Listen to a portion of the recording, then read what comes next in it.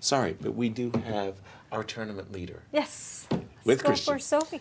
Sophie, we are at a loss of words here in the studio. You're just playing brilliant chess, and the results keep on coming. How do you feel right now? I mean, I'm doing better after like 6 rounds than I've ever in this year than I've ever done in this tournament. Like my entire life, I think I played like 3 times before. My highest score was like 5 out of 9 Wow. previously. And now you're 6 out of 6. Now, what are you doing in this tournament differently than your usual preparation, rest? What's different that makes you have such a high score and play such brilliant chess? Well, I think the first thing I do different is I actually brought like a physical board with me to help me prep. Nice. So I get like the actual muscle memory.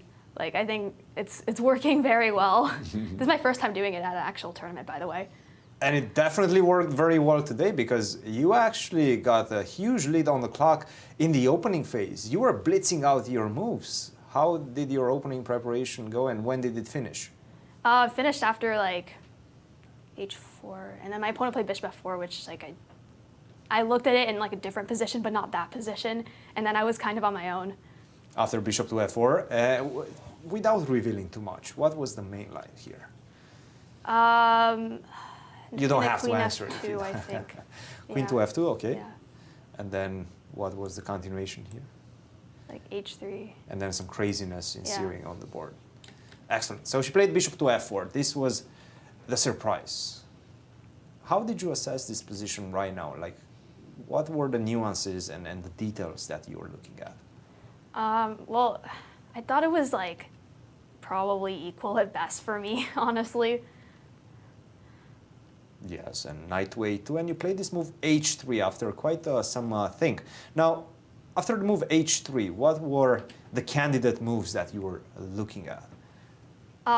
Like here, I was looking at. I was actually kind of more afraid of knight b4 for white, actually. Knight b4, and this was the move that we were considering as well. Perhaps the engine actually really liked the move knight to b4, at least giving white a slight edge. But she played the move g3, and then you responded with this vicious sacrifice, bishop takes e4. Were you happy to see the move g3 and allow you to do this? Yeah, but then after f takes e4, I had a like panic moment, I guess, because after knight g4, I realized that queen e2 was possible, which I didn't see in my calculations. But then even here, like. Actually, I still have rook takes c5, queen takes a6, and rook takes c1, and I don't know, and I have no idea what's happening. So I was actually really hoping like white wouldn't play queen e2, but actually, like the more I looked at it, the more I thought this is maybe fine for me. And it was. The assessment actually after rook takes e1 is 0, 0, 0. But still, white's position very difficult because of the king, right? Despite the fact that you have a lot of, let's say, material advantage as white, still the king is very weak. And in fact, it wasn't easy at all to play for white right now. Now, let's go back to the game's position. She played the move queen to c2. And after this, it just felt like you're taking over. Did you know that you're better right now? I suspected it was like just a position. I didn't know if I was better or not. I just thought like this is an acceptable position. I could play it, I guess. Oh, at this point, it was just a dominant situation, and she played this weird move, a4.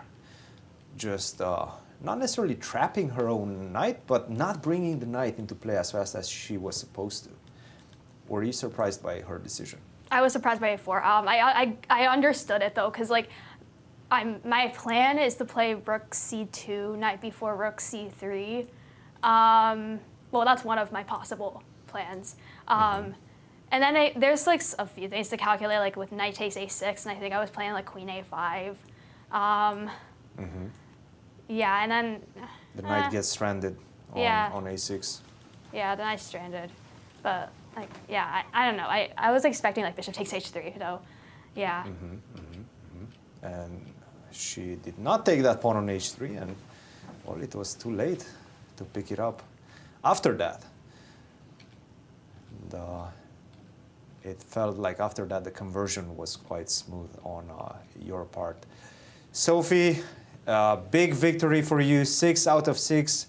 Tomorrow you're playing for a caruana. Do you know what that is?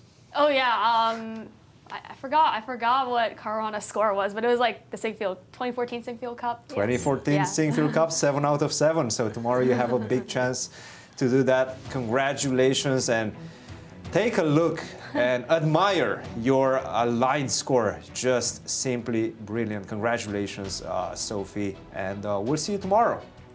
Thank you. Our congratulations.